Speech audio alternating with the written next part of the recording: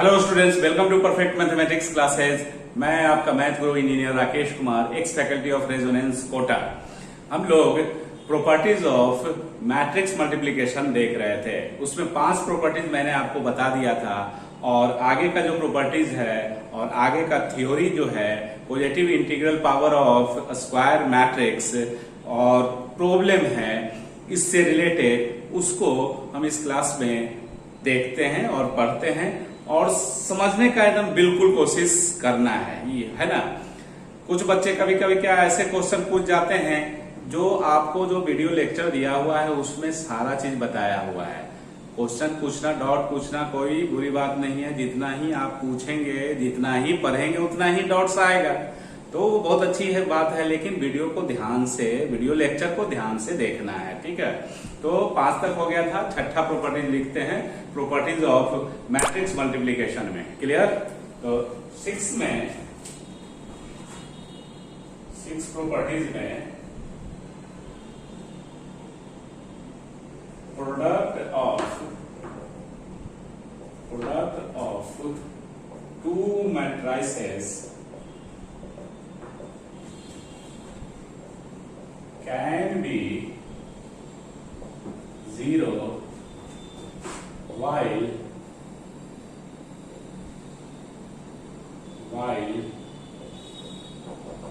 neither of them are 0 matrix. That is, if AB बराबर 0, then A is not 0, B is not 0। कहने का मतलब ये है कि दो मैट्रिक्स अगर हम मल्टीप्लाई कर रहे हैं, अगर AB बराबर 0 है तो ये कोई जरूरी नहीं है कि A बराबर 0 होगा या B बराबर 0 होगा। दोनों नल मैट्रिक्स होते हुए भी अगर ए बी बराबर 0 हो सकता है, जबकि मैट्रिक्स जबकि अलजेब्रा में, अलजेब्रा ऑफ नंबर में ऐसा नहीं होता है। अगर हम x y बराबर 0 ले रहे हैं तो x बराबर 0 या y बराबर 0 होता है, या कोई नन 0 नंबर लेते हैं 2 into 3, तो ये 0 होगा क्या? नहीं ना होगा। लेकिन यहां पे क्या है कि नन मैट्रिक्स होते हुए भी, नन मैट्रिक्स, 0 मैट्रिक्स न होते हुए भी दोनों, इन दोनों का प्रोडक्ट 0 हो सकता है, ठीक है। तो देर नहीं लिख के हम लोग वेयर लिखेंगे, ऐसे करके वेयर।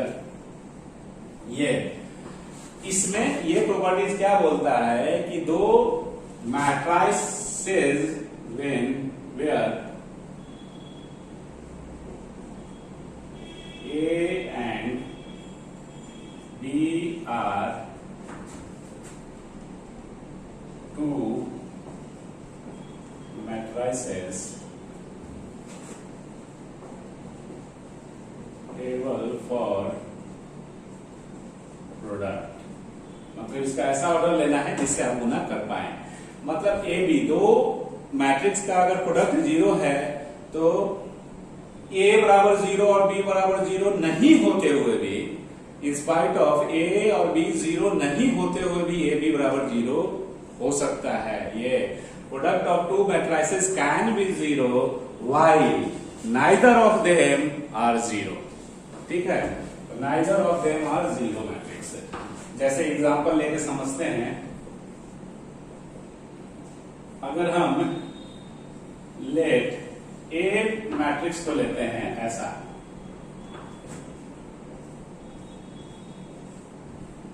एंड बी मैट्रिक्स को लेते हैं इस तरह से। देखो बाबू, ए मैट्रिक्स 0 मैट्रिक्स है नहीं। 0 मैट्रिक्स किसको बोलते हैं? जब सब एलिमेंट 0 होता है। बी मैट्रिक्स भी 0 मैट्रिक्स नहीं है, तो ये कंडीशन। लेकिन ये दोनों का प्रोडक्ट 0 हो जाएगा, तो इसको निकाल लो। ए बी प्रोडक्ट सीख गए होंगे आराम से। तो इसको इससे, तो 0 into 1 0, 2 into 0 0, फिर 2 इसको ऐसे और ऐसे, फिर इसको इस तरह से, तो ये तो दोनों जीरो है, जीरो बन जाएगा। फिर इसको इस दोनों जीरो है तो 0 इंटू 1 0, 0 0 0, तो ये 0, फिर ये 0। यहां पे भी 0 है, जबकि ए और बी नॉन जीरो मैट्रिक्स है, तो नॉन जीरो। लेकिन अलजेब्रा में ऐसा नहीं होता है, ठीक है। अलजेब्रा में अगर कोई दो नंबर नॉन जीरो नंबर है तो उसका जो मल्टीप्लिकेशन होगा, ठीक है, वो कुछ नंबर ही देगा, नॉन जीरो नंबर आएगा, जीरो तो होगा नहीं। बट यहाँ पे कुछ नंबर होते हुए भी ऐसे समझो, ये और ये, फिर भी दोनों को मल्टीप्लाई कर रहे हैं तो जीरो आ रहा है। तो ये अलजेब्रा ऑफ नंबर से ये बिल्कुल अलग है। प्रोडक्ट वाला में जनरली अलग होता है। बिल्कुल समझ में आया? कहने का मीनिंग ये है कि ए बी बराबर 0, जबकि दोनों में से ए और बी में से कोई भी जीरो मैट्रिक्स नहीं है, फिर भी ए बी बराबर 0 आ रहा है। समझ रहे हैं ना? तो एग्जाम्पल, ये जीरो मैट्रिक्स दोनों में से कोई नहीं है, लेकिन फिर भी इन दोनों का प्रोडक्ट 0 आ रहा है। तो ये एक वन ऑफ द प्रॉपर्टीज है, इंपॉर्टेंट प्रॉपर्टीज है। नेक्स्ट जो प्रॉपर्टीज है उसको भी लिखते हैं, ठीक है। नेक्स्ट जो प्रॉपर्टीज है वो ये है कि अगर मान लीजिए कि ए बी बराबर 0 है, तो कोई जरूरी नहीं है कि बी ए बराबर भी 0 आपका आएगा ही आएगा। तो उसको लिख लो, 7th number properties in multiplication of two matrix, if A B is equal to 0, then it is not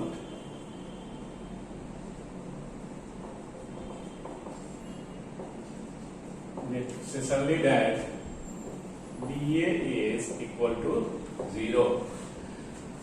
AB matrix multiplication में AB बराबर अगर 0 है तो कोई जरूरी नहीं है कि BA बराबर भी 0 होगा। लेकिन अलजेब्रा में एकदम बिल्कुल होता है, अगर x y बराबर 0 है तो y x बराबर 0 होता है ना जी। लेकिन ये ठीक इससे विपरीत है, ये कोई जरूरी नहीं हो भी सकता है, नहीं भी हो सकता है। Not necessarily that B A is equal to 0। और यहाँ पे ए और बी दो मैट्रिक्स ऐसा लेना है जिसमें गुना हो सके, मतलब डिफाइंड हो सके, ठीक है। वेयर ऐसा करके लिख दो, where A and B are two matrices conformable for product, ठीक है। ये क्लियर? अब इसका एग्जांपल लेके देखो कि क्या आता है। Example, let A is equal to, अगर हम ऐसा लेते हैं 0 1 0 0 सपोज, एंड B 1 0 0 0, क्लियर? इस तरह से लेते हैं तो इसका ए बी निकालिए और बी ए निकालिए। तो देयरफॉर ए बी बराबर क्या होगा, ए बी 0 1 0 0, बी जो होगा 1 0 0 0 इज इक्वल टू, अब 0 से 1 मल्टीप्लाई करेंगे 0 और 1 ये, तो फिर ये मल्टीप्लिकेशन तो सीख गए हम, इससे ये, फिर ये 0, फिर 0 और 0, ए बी बराबर 0 आ रहा है। अब बी ए देखो, बी और ए का वैल्यू दीजिए 0 1 0 0, तो बी ए बराबर ये है, तो इसका बी ए निकालो, बी ए।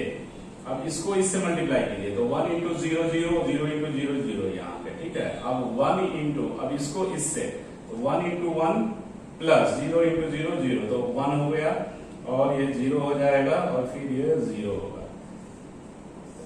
तो विच इज नॉट, ये क्या है, ये जीरो मैट्रिक्स तो है नहीं, तो ए बी जो है वो जीरो मैट्रिक्स है, but B A zero matrix नहीं है, ठीक है।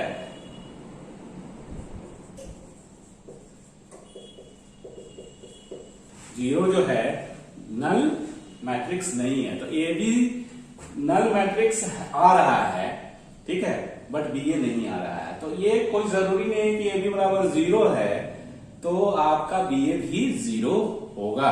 क्लियर, समझ में आया?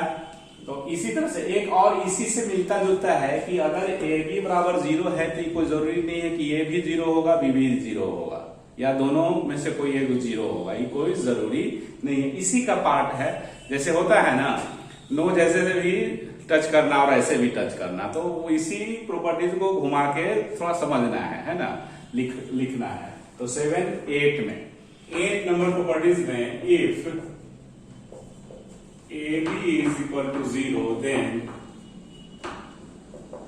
it is not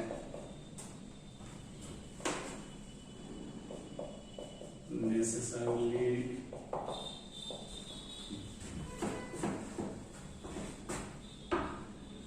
that either A is equal to 0 या B is equal to 0 and A बराबर 0 और B बराबर 0। अगर A B बराबर 0 है तो ये कोई जरूरी नहीं है कि आपका A और B में से कोई एक 0 होगा या दोनों 0 होगा, ये कोई जरूरी नहीं है। ठीक है, और कर दो ये। जबकि अलजबरा में ऐसा नहीं होता है। अगर अलजबरा में x y बराबर 0 है तो आइदर x बराबर 0 या y बराबर 0 होना ही होना है ना। लेकिन इसमें कोई जरूरी नहीं है। जैसे एग्जांपल में एक्सप्लेन कर देते हैं। Let a is equal to 0 to 0 0, ठीक है, और b इज इक्वल टू 1 ले लो 1 0 0 0। Clear, A B is 0 0 0 0, multiply करेंगे तो 0, तो ए बी बराबर 0 है, that is 0। Here A B बराबर 0 है क्योंकि इसको मल्टीप्लाई करेंगे तो ये आपको आएगा 0 का नहीं, मतलब 0 मैट्रिक्स, नल मैट्रिक्स, क्योंकि मैट्रिक्स का कोई भी अलजबरा मैट्रिक्स इज मैट्रिक्स। तो इस तरह से ए बी बराबर अगर 0 है, नल मैट्रिक्स है, तो ये कोई जरूरी नहीं है कि आइदर ए बराबर 0 या बी बराबर 0 या दोनों 0, कोई जरूरी नहीं है, बिकॉज यहाँ तो कोई भी 0 नहीं है। मैट्रिक्स 0 मैट्रिक्स ए भी नहीं है, ये भी नहीं है, बट ए बी बराबर 0 है ना।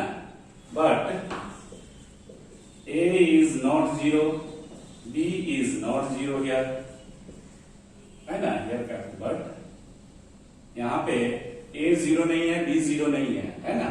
लेकिन अलजबरा में आपको बताया कि वो 0 होता ही है। तो इसमें 8 number properties of matrix multiplication आपको इतना ही था। तो इतना आप लिख लीजिए, नोट्स कर लीजिए। इसके आगे का जो सेक्शन है positive integral power of square matrix, ठीक है, उसको पढ़ते हैं। उसका क्या प्रॉपर्टीज है, जैसे देखो ए स्क्वायर अगर लिखना है, where A is a square matrix, कहने का मतलब ए स्क्वायर तभी लिख पाएंगे जब ए स्क्वायर मैट्रिक्स होगा, ठीक है। अदरवाइज मैट्रिक्स में आप नहीं ऐसे लिख सकते हैं। सेल्फ मैट्रिक्स का अपने मैट्रिक्स से ही मल्टीप्लिकेशन तभी पॉसिबल है जब वो खुद स्क्वायर मैट्रिक्स होगा, ठीक है। इतना नोट्स कर लो। नेक्स्ट प्रॉपर्टीज को, नेक्स्ट जो थ्योरी है उसको हम लोग पढ़ते हैं और समझते हैं, ठीक है। नेक्स्ट में positive integral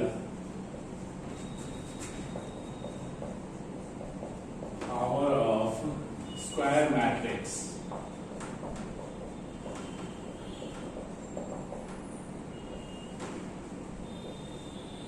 positive integral power of a square matrix, let A be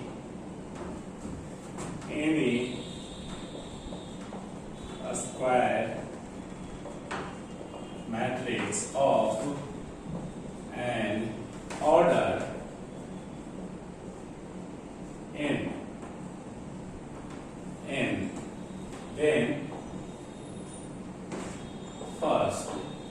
लेते हैं, उसके बाद इस पे डिस्कस करेंगे, है ना। ए कोई स्क्वायर मैट्रिक्स है, वो n ऑर्डर का ले रहे हैं, ठीक है। तो अगर ए स्क्वायर लिखना है आपको, तो इसको आप a इंटू ए लिख सकते हैं। मतलब दो स्क्वायर मैट्रिक्स जो सेम ऑर्डर का है, ए सेल्फ में सेल्फ, मतलब अगर ए स्क्वायर लिखना है तो ए को स्क्वायर मैट्रिक्स होना ही पड़ेगा, और इसको आप ए इंटू ए लिख सकते हैं। मतलब दो स्क्वायर मैट्रिक्स ए है, उसी को दो बार लिख दिए, ठीक है। इस तरह से अगर मान लो ए क्यू लिखना है, तो आप ऐसे लिख सकते हो, ए इंटू ए इंटू ए, या आप इसको ऐसे भी लिख सकते हो, ए स्क्वायर इंटू ए। अब ए स्क्वायर का मतलब ये हो गया है, ये लिखिए, सर ये लिखिए। इस तरह से मतलब A4 लिखना है, तो आप क्या लिख सकते हो, पहला दूसरा थर्ड में आप ए क्यू इंटू ए भी लिख सकते हैं, या ए इंटू ए क्यू भी लिख सकते हैं, या आप 4 बार ए भी लिख सकते हो। इस तरह से सो ऑन ऐसे चलते जाता है। फोर्थ में अगर a का पावर m है डॉट, और a का पावर n, चूंकि हम ऑर्डर में ले चुके हैं स्क्वायर मैट्रिक्स को कि a एक स्क्वायर मैट्रिक्स है जिसका ऑर्डर n है, ठीक है। तो m है, यहाँ पे q है, ठीक है, या q ऐसा कर सकते हो, PQ ले लो पावर में P और Q।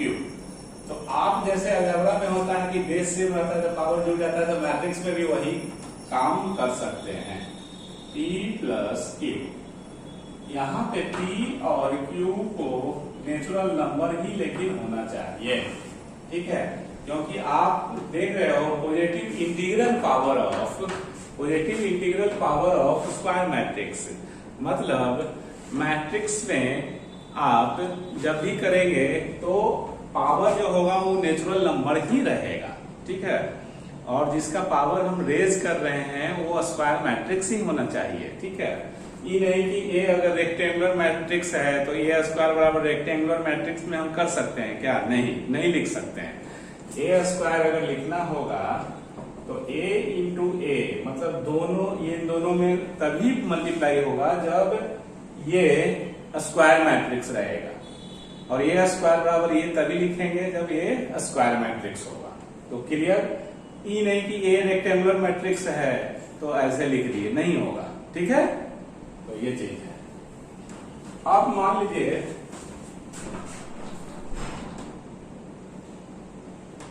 इसमें a to the power p और इसका पावर q, तो आप a का पावर q भी रख सकते हैं और p ऐसे, मतलब इंटरचेंज भी कर सकते हो, या आप a to the power p q भी लिख सकते हैं। पावर मल्टीप्लाई हो जाता है, तो आप ऐसे भी लिख सकते हो। और ये जान ही रहे हैं कि ये स्क्वायर मैट्रिक्स ऑर्डर n है, p और q, यहाँ भी p और q जो पावर है उसको आपको नेचुरल नंबर ही रखना है, ठीक है। तो इस तरह से ये हो गया। मान लीजिए नेक्स्ट i है,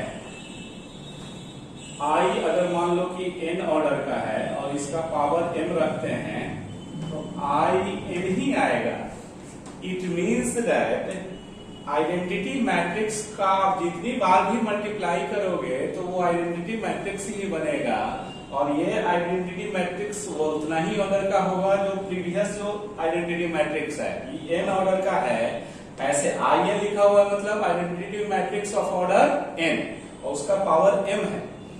तो आप इसको जितनी मर्जी उतनी लिखो, ये देगा आपको रिजल्ट in ही देगा, ठीक है। तो इस तरह से ये आपको आइडेंटिटी मैट्रिक्स का आप जितनी बार भी, जैसे 1 का अलजेब्रा में 1 का जितनी बार आप मल्टीप्लाई करते हो रिजल्ट तो 1 ही ना आता है, 1 into 1 into 1 is equal to 1। तो इसी तरह से आइडेंटिटी मैट्रिक्स में आप जितनी बार भी आप उसको मल्टीप्लाई करो, IN into IN into IN is equal to IN, m times भी आप मल्टीप्लाई करेंगे तो आपका रिजल्ट यही आएगा। ठीक है, तो इसमें आपको ध्यान रखना है, ये जो IN हो गया आइडेंटिटी मैट्रिक्स है,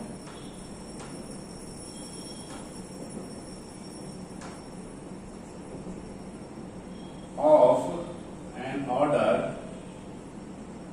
n, और m क्या है, and m natural number power है, तो ये नेचुरल नंबर है। ठीक है, 7 में अगर मान लो कि a टू द पावर 0 है और a जो है n ऑर्डर का मैट्रिक्स लिए है, अगर n ऑर्डर का मैट्रिक्स है तो ठीक ये अलजेब्रा की तरह काम कर रहा है सब सारा।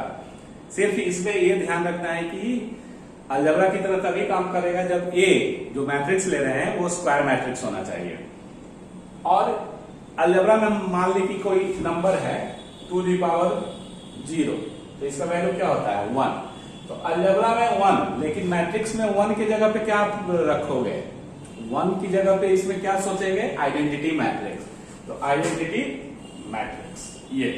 लेकिन इसका ऑर्डर क्या होगा, जो a का ऑर्डर होगा, तो a का n ऑर्डर है तो इसका भी ऑर्डर n ही होगा। a का जैसा स्ट्रक्चर दिखेगा, स्ट्रक्चर मतलब ऑर्डर जैसा होगा, जो ऑर्डर होगा वही इसका होगा। स्ट्रक्चर इसका तो अलग है, a तो कोई भी स्क्वायर मैट्रिक्स n ऑर्डर का लेंगे, लेकिन उसका पावर अगर 0 रखते हैं तो उसका रिजल्ट क्या होगा, identity matrix of an order n। यहां पे IN क्या है, वेयर ये 0 है, 0 नंबर जो होता है, where IN is an identity matrix of an order n। ये इस तरह से इसमें आपको कोई प्रॉब्लम नहीं। जैसे कुछ एग्जांपल लेके आप समझ सकते हैं, जैसे example, if a is equal to 1 2 3 4 है ना, तो ये स्क्वायर मैट्रिक्स लिए, तो फाइंड a स्क्वायर, तो इसका सॉल्यूशन क्या होगा, a स्क्वायर को हम लोग लिख सकते हैं a into a, clear, is equal to 1 2 3 4, फिर a का 1 2 3 4 a matrix is equal to a square is equal to, अब इसको इससे मल्टीप्लाई कीजिए तो क्या आएगा, 1 इंटू 1 1, 1 इंटू 1 2 इंटू 3 6, फिर 1 इंटू 2 2, 2 इंटू 4 8, फिर 3 इंटू 1 3, 4 इंटू 3 12। ठीक है, 4 इंटू ये, इसको इससे, तो फिर 3 इंटू 2 6, और 4 इंटू 4 16 इज इक्वल टू 7 10 15 22। ये आपका आंसर हो गया, क्लियर। दूसरा अगर समझने के लिए ऐसे करते हैं, इफ इवैल्यूएट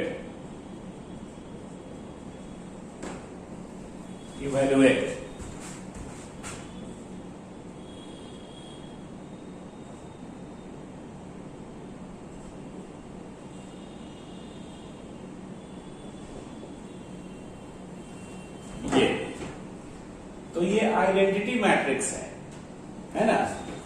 तो सॉल्यूशन इसका क्या होगा कि आइडेंटिटी मैट्रिक्स ऑर्डर 2 का है, तो I2 ऑर्डर 2 का आइडेंटिटी मैट्रिक्स को आप ऐसे ही लिखोगे I2, तो I2 का पावर 50 ये कैलकुलेट करना है, ये कैलकुलेट करना है। ठीक है, तो हम जानते हैं कि आइडेंटिटी मैट्रिक्स का जितना भी पावर हो, कुछ भी पावर होगा, कुछ भी मतलब नेचुरल नंबर रखना है, तो क्या होगा कि रिजल्ट IN आएगा, जो आइडेंटिटी मैट्रिक्स है वही आएगा। तो रिजल्ट आपका क्या आएगा, I2 आएगा। तो which is equal to I2। I2 जानते हैं कि 2 ऑर्डर का आइडेंटिटी मैट्रिक्स कैसे लिखते हैं, जो ये दिए हुए है वो, मतलब इसका आइडेंटिटी मैट्रिक्स का जितना भी पावर रखो जो है वही रह जाएगा। ठीक है, तो ये चीज है। नेक्स्ट मतलब नॉलेज के लिए अगर हम इधर ऐसे लिखते हैं, if A is 1 2 3 4 5 6 find A square, तो आप इसमें सॉल्यूशन में क्या लिखोगे, A square is equal to, ये तभी लिख सकते हैं A स्क्वायर बराबर A इंटू ए जब A स्क्वायर मैट्रिक्स होगा, है ना। But here A is not a square matrix, so we cannot write A square is equal to A into A, because A is not a square matrix. Therefore, we cannot calculate it या evaluate it. ठीक है, it is not possible to evaluate it. तो A square not possible, ठीक है, इसमें possible नहीं है, because A square matrix नहीं है। स्क्वायर मैट्रिक्स होगा तभी आप उसका इंटीग्रल पावर निकाल सकते हैं, लिख पाएंगे। ठीक है, तो इतना तक आपको बिल्कुल इजी है याद रखने में बाबू, इसमें कोई दिक्कत नहीं होगा। बिकॉज क्या दिक्कत होगा, जैसे अलजबरा में चलता है ना, अलजबरा बोलते हैं तो जो पर के आए हो शुरू से, है ना, तो A स्क्वायर को A इंटू ए क्यूब को A इंटू ए या A स्क्वायर इंटू ए, या आप इसको ऐसे भी लिख सकते हो A इंटू ए स्क्वायर भी, है ना, इस तरह से A4 बराबर A। तो जनरलाइज अगर करना होगा, मान लो कि हम जनरलाइज करना चाहते हैं, 7th इधर है, 7th 8 इधर हम एक जनरलाइज लिख देते हैं कि आप A to the power M को आप ऐसे लिख सकते हो, A into A dot dot dot A, और कितना टाइम्स तक, M टाइम्स तक, ये ऐसे आप लिख सकते हो जनरलाइज में। 6 7 8 यहाँ गलत था तो ये लिख दिए, और इससे रिलेटेड इसका एग्जाम्पल ये हो गया, है ना। तो बिल्कुल आपको समझ में आया होगा।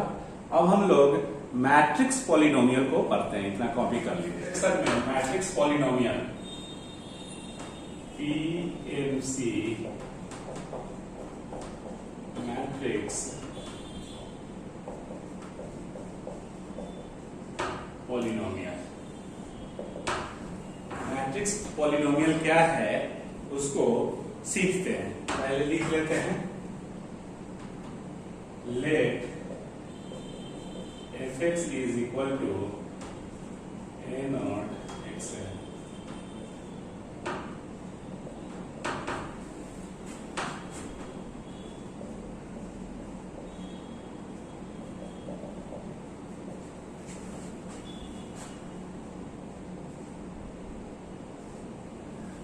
an, clear.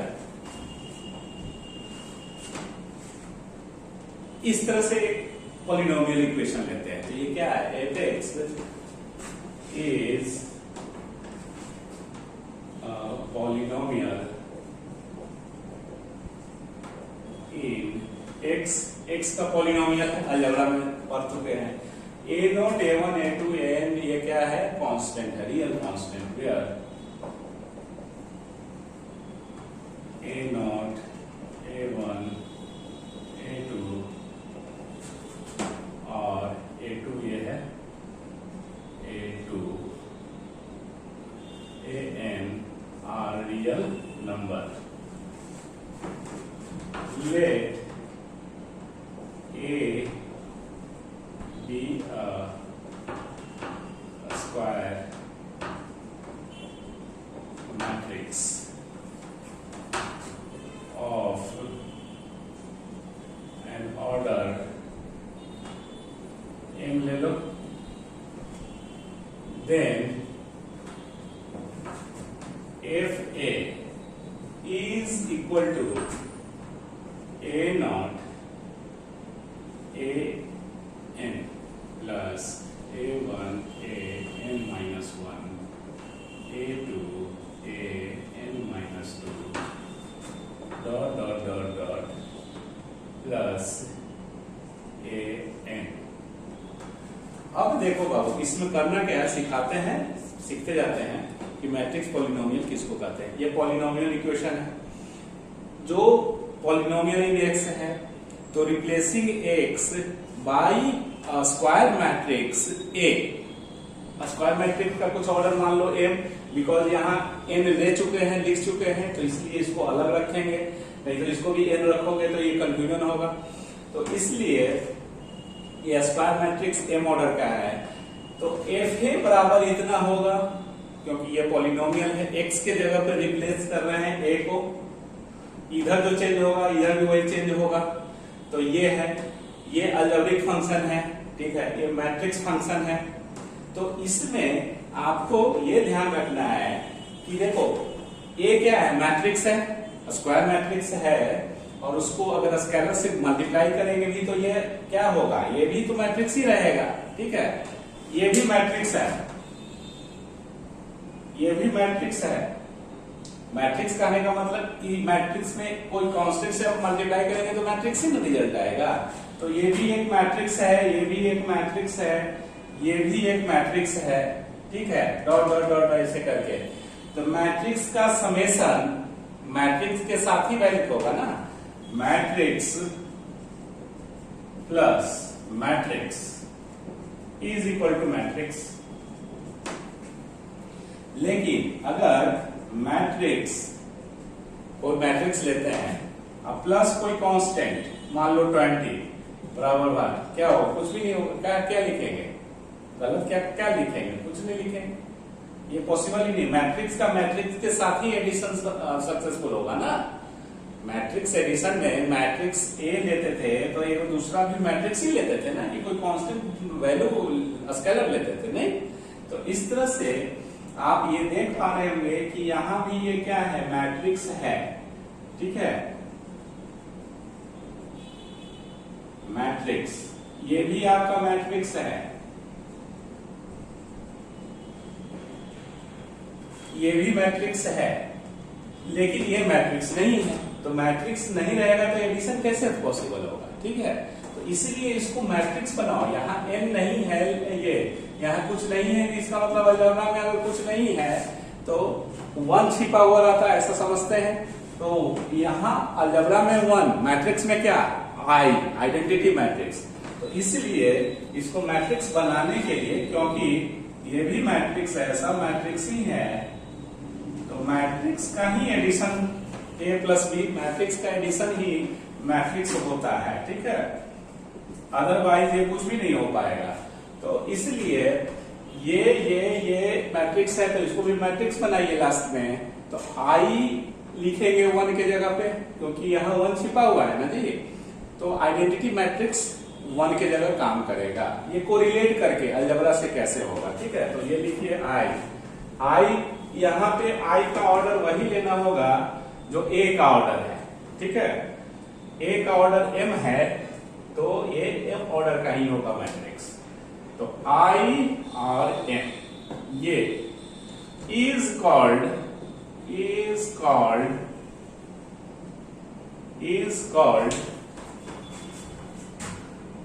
Matrix polynomial.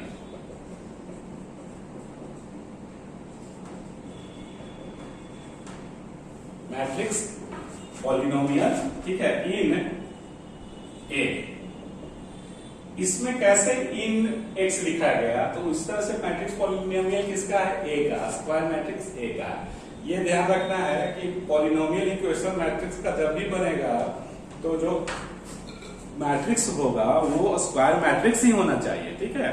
ये तो बिल्कुल क्लियर आ रहा होगा, क्योंकि इंटीग्रल पावर जो होगा इस पे जब तक ये स्क्वायर मैट्रिक्स नहीं होगा, इंटीग्रल पावर रखने का कोई बेनिफिट नहीं है, कुछ रिजल्ट ही नहीं, अनडिफाइंड होगा।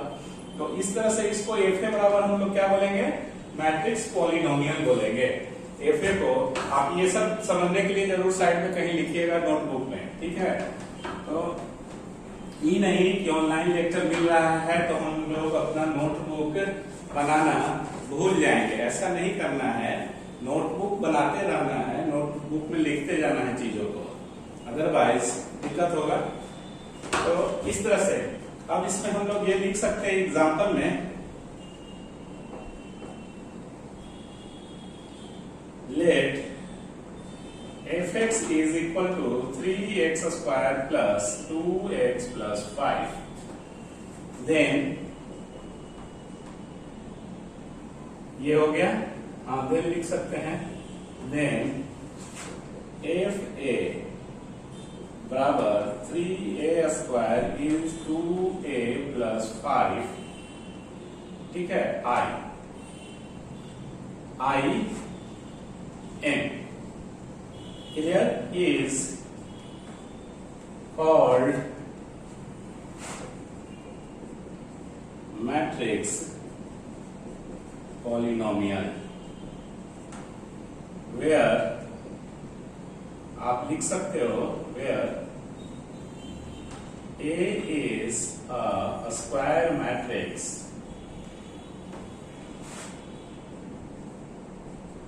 Of an order n।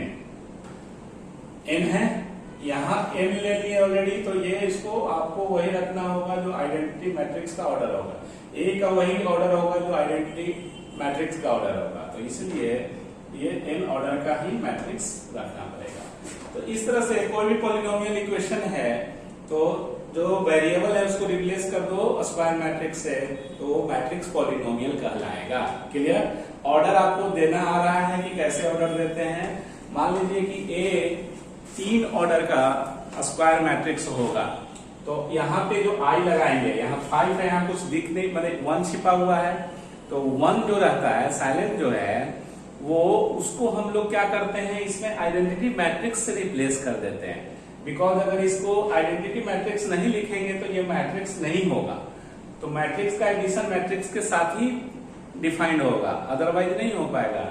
इस तरह से इसको डिफाइंड करने के लिए पॉलिनोमियल फंक्शन को, मैट्रिक्स पॉलिनोमियल को हम लोग इसमें कांस्टेंट में एक आइडेंटिटी ये मैट्रिक्स से मल्टीप्लाई कर देते हैं, और आइडेंटिटी मैट्रिक्स वही ऑर्डर का होगा जो ए का ऑर्डर होगा, स्क्वायर मैट्रिक्स ए का ऑर्डर होगा। ठीक है, तो मैट्रिक्स पॉलिनोमियल आपको एकदम बिल्कुल समझ में आ रहा है, कोई दिक्कत है नहीं, है ना। ये जब समझ में आ गया तो रिप्लेस कर देना जो वेरिएबल है, ठीक है, उसको स्क्वायर मैट्रिक्स से, तो मैट्रिक्स पॉलिनोमियल कहला जाएगा। और जानते हैं कि ए स्क्वायर तभी पॉसिबल है जब ए स्क्वायर मैट्रिक्स होगा, तभी हम लोग निकाल पाएंगे, है ना। तो इतना तक आपको क्लियर हो गया, कुछ न्यूमेरिकल्स बनाते हैं, ठीक है। चलो बच्चों, अब इस क्वेश्चन को हम लोग डील करते हैं मैट्रिक्स पॉलिनोमियल पे। ये है, तो हम लोग इसको ऐसे लिख सकते हैं, सॉल्यूशन में इसमें प्रूव करना है कि इतना इज इक्वल टू 0 मैट्रिक्स। देखो, ये मैट्रिक्स का रिजल्ट हमेशा मैट्रिक्स होगा, ये 0 कोई नंबर नहीं है, मैट्रिक्स है, ठीक है, ये ध्यान रखना है। तो ए स्क्वायर मैट्रिक्स दिए हुए है ना, polynomial equation, matrix polynomial exist कब होगा, जब ए स्क्वायर मैट्रिक्स रहेगा, क्योंकि ए का मैट्रिक्स पॉलिनोमियल है, ठीक है, तो वो आपको वैलिड होगा ही। अब हमको ए स्क्वायर निकालना है, या तो सेपरेट निकाल लेते हैं, तो ए स्क्वायर बराबर हम लोग लिख सकते हैं ए इंटू ए यहाँ पे 1 है, और ये ऐसे है ए का मैट्रिक्स, और फिर ए 3 1 -1 2, तो is equal to A is equal to कितना आ गया, इसको मल्टीप्लाई कर लीजिए, और जितना आएगा उतना हम लोग लिखेंगे, है ना। तो इसको इससे, तो ये 9 हो गया और -1 हो गया, फिर 3 into 1 3, और 1 into 2 2, फिर इसको इससे -3 और -2, ठीक है, और फिर -1 और 4, तो is equal to A square कितना आ गया आपका 8 5 -5 और +3। ये ए स्क्वायर का वैल्यू निकल गया। अब -5a का वैल्यू निकाल लो। -5a सेपरेट निकाल के उसको वैल्यू पुट कर देंगे, है ना। तो -5 तो -5 और a क्या है 3 1 -1 2 इज इक्वल टू, हम लोग जानते हैं कि कोई स्केलर मैट्रिक्स साइन से बाहर है तो ईच एंड एवरी एलिमेंट्स जो है मैट्रिक्स का उससे मल्टीप्लाई हो जाएगा। तो इसको मल्टीप्लाई कीजिए तो -15 -5 +5 और -10 इस तरह से। एंड 7i2 तो 7, ध्यान देना बाबू, इसमें देखो a का तो स्ट्रक्चर मालूम है कि ये कैसा है, तो इसको यहाँ पे a का वैल्यू ऐसे दे दिए मैट्रिक्स का, लिख दिए मैट्रिक्स। बट i नजर आ रहा है, लेकिन i2 अगर ये 2 नहीं भी लिखा हुआ रहे तो i आइडेंटिटी मैट्रिक्स होता है और i का वही ऑर्डर मैट्रिक्स पॉलिनोमियल में लेना है जो a स्क्वायर मैट्रिक्स का जो ऑर्डर होगा वही होगा i का भी। तो i2 तो लिख दिया, मतलब 2 ऑर्डर का आइडेंटिटी मैट्रिक्स। तो आइडेंटिटी मैट्रिक्स में डायगोनल एलिमेंट शिफ्ट होता है 1 1 और बाकी सब 0। ये 2 ऑर्डर का आइडेंटिटी मैट्रिक्स जो कि अपने से एज्यूम करके ऐसे लिखना होगा, है ना। तो इस तरह से अब इसको सब में मल्टीप्लाई करो तो क्या बनेगा ये 7 0 0 7, ये क्लियर। तो देयरफॉर हमको निकालना है ए स्क्वायर। नाउ ऐसे करके आप लिख सकते हो A square -5a + 7i2 is equal to A square plus -5a आप लिख सकते हैं + 7i2, क्योंकि एडिशन रहेगा तो आप आराम से कर लेंगे, इजी होगा। अब ए स्क्वायर का जो मैट्रिक्स है वो लिखो 8 5 -5 3 प्लस -5 है, इसीलिए हम लोग डायरेक्ट ये किए, इवेल्युएट किए, तो ये इतना आया -15 -5 5 और 10 प्लस 7i2 भी इवेल्युएट किया हुआ है अलग से इस तरह से ये। तो इज इक्वल टू अब क्या होगा ये देख लो, मतलब इसको हम लोग ऐसे लिख सकते हैं this plus this plus this, मतलब 8 -15 + 7। तो कितना हो गया लिख देते हैं कि ताकि सबको समझ में आए। 8 -15 प्लस माइनस माइनस, क्योंकि यहाँ माइनस है, और +7 कॉरस्पॉन्डिंग एलिमेंट्स ही एडिशन में होता है ये। फिर 5 -5 + 0, फिर -5, फिर +5, फिर 0, फिर 3 -10 + 7 इज इक्वल टू, ये 0 हो गया, ये 0 हो गया, ये 0, ये 0। क्लियर। तो इधर सब जो मैट्रिक्स था ये भी ये भी ये भी ये सब 2 ऑर्डर का स्क्वायर मैट्रिक्स है। तो इक्वलिटी ऑफ मैट्रिक्स में क्या होता है कि एलएचएस जितना ऑर्डर का होगा, जितना ऑर्डर का मैट्रिक्स होगा, आरएचएस भी उतना ही ऑर्डर का मैट्रिक्स होगा, तभी ना एग्जिस्ट करेगा। क्लियर। तो इसलिए ये 2 ऑर्डर का मैट्रिक्स निकल के आ गया। अब इसको आप ऐसे भी लिख सकते हैं, I2 O2 लिखा हुआ मैंने 2 ऑर्डर का 0 मैट्रिक्स है ना। आप 0 O2 लिखे हो, मतलब 0 में 2 ऑर्डर लगा दीजिए, तो इस तरह से ये हो गया, ये आंसर हो गया, प्रूव हो गया जो प्रूव करना है ना। बेशक आप I2 लिखो न लिखो, ऐसे लिखो, लेकिन समझने के लिए ठीक है। आपको 0 3 अगर लिखा हुआ मैंने 3 ऑर्डर का स्क्वायर मैट्रिक्स, 0 मैट्रिक्स जो है 3 ऑर्डर का आपको लेना है। इसका स्ट्रक्चर ऐसा हो दिखेगा, क्योंकि 0 मैट्रिक्स जानते हैं कि सब एलिमेंट 0 होता है। 3 मतलब ये स्क्वायर के फॉर्म में होगा, है ना, रेक्टेंगुलर तो है नहीं। तो इस तरह से ये, इसका यहाँ जरूरत नहीं है समझाने के लिए, हम बताए हैं, ठीक है। तो इस तरह से ये मैट्रिक्स पॉलिनोमियल का प्रॉब्लम ऐसे हम लोग बनाते हैं। और नेक्स्ट प्रॉब्लम जो है उसको भी बनाते हैं, ठीक है, जो सीबीएसई बोर्ड में आया हुआ है क्वेश्चन, उसको डील करते हैं, ठीक है। तो 24 क्वेश्चन को बनाते हैं जो सीबीएसई में 2017 में आया हुआ है, ठीक है। कैसे इसको डील करेंगे हम लोग देखिए। 3 मैट्रिक्स दिया हुआ है ए बी एंड सी और तीनों स्क्वायर मैट्रिक्स है और मैट्रिक्स डी निकालना है such that C D minus A B is equal to 0 matrix, null matrix, ठीक है। तो गिवन क्या है आपको, C D minus A B is equal to 0 matrix. तो आप इसको ऐसे भी लिख सकते हैं जैसे अलजेब्रा में होता है, इस तरह से, ठीक है। ऐसे करके हम लोग, क्योंकि दोनों साइड 0 मैट्रिक्स ए बी को अगर हटाना है, मतलब उस साइड लेना है, तो adding A be on both side, ठीक है। तो वो उतना करने का नहीं है, इसके बाद डायरेक्ट अपना लिख देना है ना, जो अलजेब्रा में होता है। अब देखो कि हमको जो डी निकालना है, तो डी का पहले स्ट्रक्चर कैसा होगा, कंस्ट्रक्ट करेंगे ना डी, कि डी किस हिसाब से लें, क्या लेके चलें। तो डी का पहले ऑर्डर ज्ञात करते हैं कि क्या ऑर्डर होना चाहिए मैट्रिक्स डी का।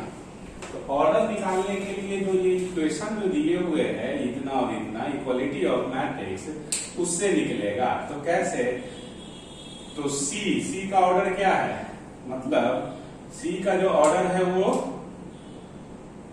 C2/2, डी तो निकालना ही है, ठीक है। A2 2 है, डी क्या है 2 2, क्लियर। इस तरह से ये। अब देखो यहां पे मान लेते हैं कि डी का ऑर्डर m/n है, सपोज m/n है। तो सी डी है, मतलब सी और डी में तभी मल्टीप्लाई होगा, मल्टीप्लीकेशन हम लोग ऑलरेडी पढ़ चुके हैं, जब ये दोनों इक्वल होगा, ठीक है।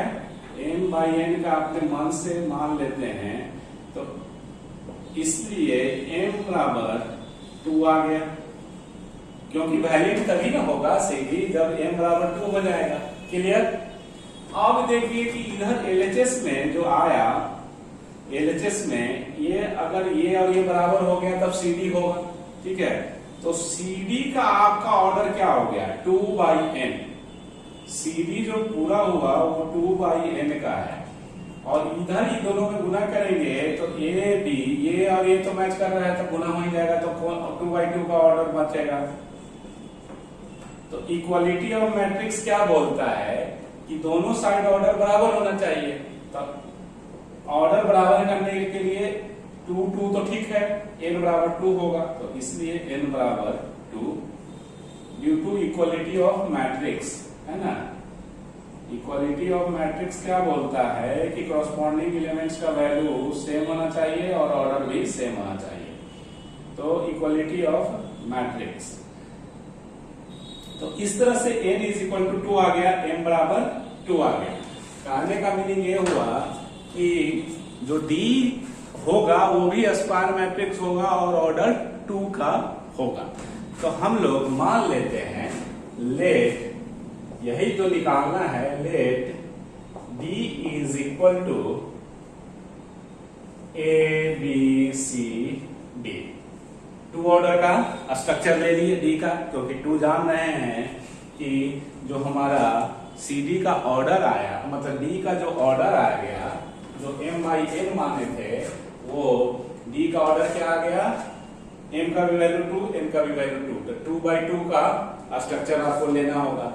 तो ये एलिमेंट्स आप अननोन एलिमेंट्स अभी मानिए, बिकॉज यही निकालना है, ABCD मान लेते हैं, क्लियर, कोई दिक्कत नो। तो now CD is equal to AB है, तो C का वैल्यू दो। नाउ ऐसे करके लिख सकते हैं, या ऐसे करके कि ये गिवन है, तो C कितना है 2538, 2538, और D कितना है ABCD is equal to, A कितना है 2 - 1 3 4, और b कितना है 5 2 7 4, ठीक है। तो इस तरह से ये आपको इसको पहले मल्टीप्लाई करो, जैसे हम लोग मल्टीप्लिकेशन दो मैट्रिक्स का कैसे मल्टीप्लिकेशन होता है वो कर लेते हैं। तो इसको इससे 2a प्लस 5c, फिर इसको इससे तो 2 into b plus 5 into d, फिर 3 into a plus 8 into c, फिर 3 into b 8 into d is equal to, इसको मल्टीप्लाई कीजिए तो 2 इंटू 5 10, फिर -7, ठीक है। इसको ये फिर इसको इससे 4 -4, फिर इधर से इधर 3 इंटू 5 15, और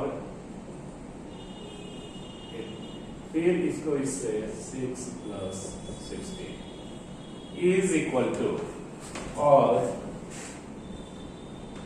2a plus 5c 2b plus 5d 3a plus 8c 3b plus 8d is equal to 3 0, और ये कितना हो जाएगा, और